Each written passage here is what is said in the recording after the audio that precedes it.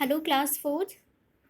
So, today we'll study about the chapter number 2 in your MS book, which is The Wicked Heron and the Crab, which means Chalak Bagla or Kekra. So, let's start with the story. A long time ago, in a certain jungle, there was a lake. A heron lived in this lake, which was full of fishes. The heron had plenty to eat and was very happy. एक बहुत समय पहले की बात है students. एक जंगल था जहाँ पर एक झील थी। एक बगुला उस झील में रहता था। वो झील पूरी मछलियों से भरी हुई थी। The heron had plenty to eat and was very happy. तो जो बगुला था उसके पास बहुत कुछ था खाने के लिए और इसी वजह से वो बहुत खुश था। As the years went by the heron grew old. जैसे जैसे समय बीतता गया जो वो बगुला था वो भी बूढ़ा होता गया। He could not catch fish easily and was always hungry. So इसी कारण वो अब आसानी से जो मछलियाँ था वो पकड़ने में असमर्थ था, यानी नहीं पकड़ पाता था उन मछलियों को और इसीलिए हमेशा ही भूखा रह जाता था। He became thin and weak. वो बहुत ही दुबला पतला हो गया था इसी वजह से। The heron thought of an evil plan to save himself from starving. तब उस बगुले के दिमाग में एक शैतानी प्लान आया खुद को इस भूख से बचाने के लिए। So he came to the edge of the pond. वो उस तालाब के किनारे आया एंड बिगेन टू वेल, और ज़ोर से रोना शुरू कर दिया, चिल्लाना शुरू कर दिया। All the creatures in the pond were surprise. जितने भी क्रिएचर्स, जो भी प्राणी थे जो कि उस तालाब के अंदर रहते थे, वो सारे बहुत हैरान हो गए ये देखकर। They came to the heron and asked him the reason for his wailing. वो उसके पास आए, बगुले के पास आए और उससे पूछा कि वो इस तरह से क्यों शोर मचा रहा है। The heron told them that an astrologer had told him that there would be no rain in that jungle. उसने बोला कि एक एस्ट्रोलॉजर होता है बच्चों जो आपको भविष्य बताता है। उसने हेरॉन ने यानी कि बगले ने कहा कि एक एस्ट्रोलॉजर ने बोला है कि अब यहाँ इस जंगल में बारिश नहीं होगी। The lake would dry up. झील सूख जाएगी। The animals were surprise to hear this. तो जितने भी जानवर थे यह सुनकर बहुत ही आश्चर्यचकित यानी हैरान हो गए। A crab said never mind we will have rains next year. तो तब एक केकड़ा बोला कि कोई बात नहीं, अगले साल वर्षा हो जाएगी। To this, the heron replied, there will be no rain for the next 12 years. तो इस पर वो जो बगुला था उसने रिप्लाई किया, उसने बोला कि अब अगले 12 वर्षों में यहाँ पर कोई भी बारिश नहीं होगी। Slowly the lakes will dry up and all the water creatures will die. धीरे धीरे करके जितने भी लेक्स हैं, झीलें हैं, सूख जाएगी और जितने भी पानी में रहने वाले जीव जंतु हैं सब के सब मर जाएंगे। So all the animals in the lake were very frightened. जितने भी जानवर थे जो कि लेक में थे, झील में थे, सब बहुत डर गए। News travelled fast. ये खबर बहुत ही तेज़ी से फैलने लगी। The frogs, crabs and the fishes decided to ask the heron for advice. तो तब मेंढकों ने, केकड़ों ने और जितनी भी फिशेस थी, मछलियाँ थी, उन सब ने ये डिसाइड किया, ये निर्णय लिया कि अब बगुले से ही इसका कोई उपाय पूछेंगे, कोई सुझाव मांगेंगे कि क्या किया जाए। Sobbing and wailing all the creatures went up to the heron and pleaded. रोते चिल्लाते जितने भी प्राणी थे, क्रिएचर्स थे, सब बगुले के पास गए और उससे रिक्वेस्ट किया, उससे प्रार्थना की। Mister heron do help us, we don't want to die. Mister heron, mister बगुले, हमारी मदद कीजिए, हम मरना नहीं चाहते। The heron laughed to himself. तो वो बगुला था वो खुद में ही मुस्कुराने लगा। He promise to help the creature. और उसने उन क्रिएचर से, उन जंतुओं से, प्राणियों से, पानी वाले से हेल्प करने के लिए प्रॉमिस किया। He pretended to think for some time. उसने ऐसे प्रिटेंड किया यानी कि ऐसे जताया जैसे कि वो कुछ सोच रहा हो। देन ही सैड, तब वो बोला, there is a lake a little father away.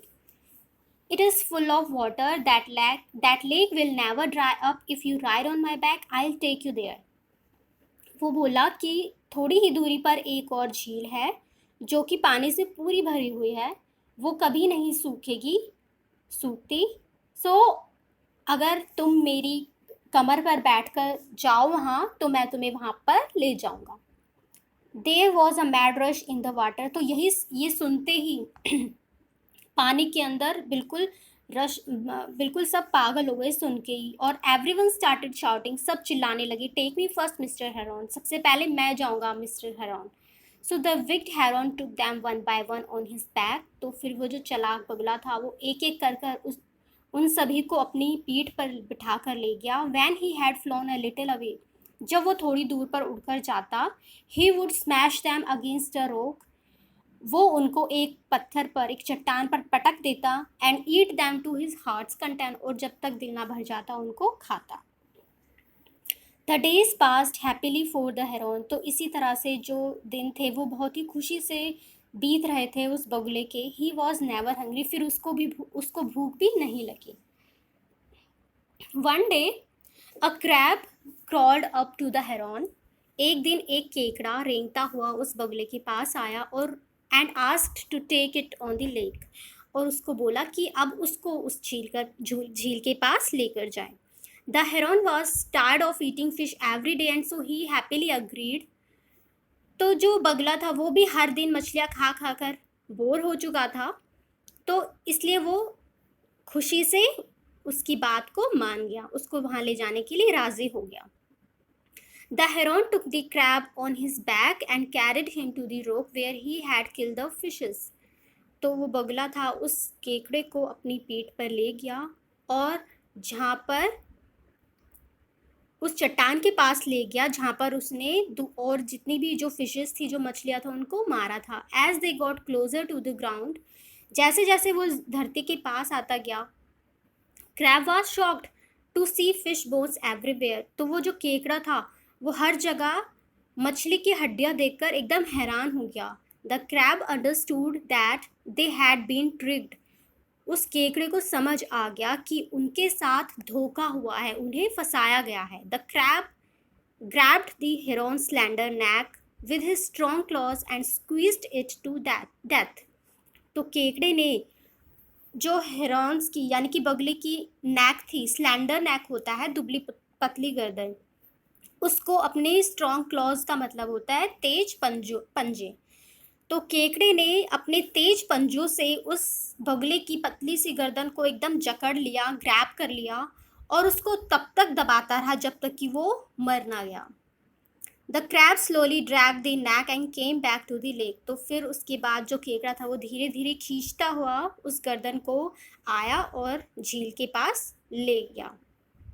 All the animals were shocked to know about the heron's wicked trick. सारे जानवर सुनकर बहुत हैरान हो गए जब उनको पता चला कि किस तरह से बगले ने उनको मूर्ख बनाया, उनको फंसाया।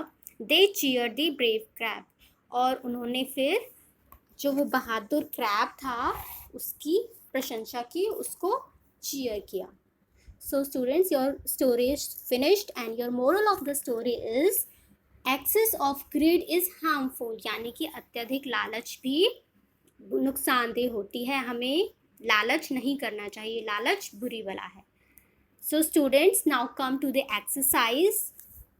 आप अपने एक्सरसाइज में देखेंगे स्टूडेंट्स, आपको ए पार्ट एमसीक्यू क्वेश्चन दिया हुआ है।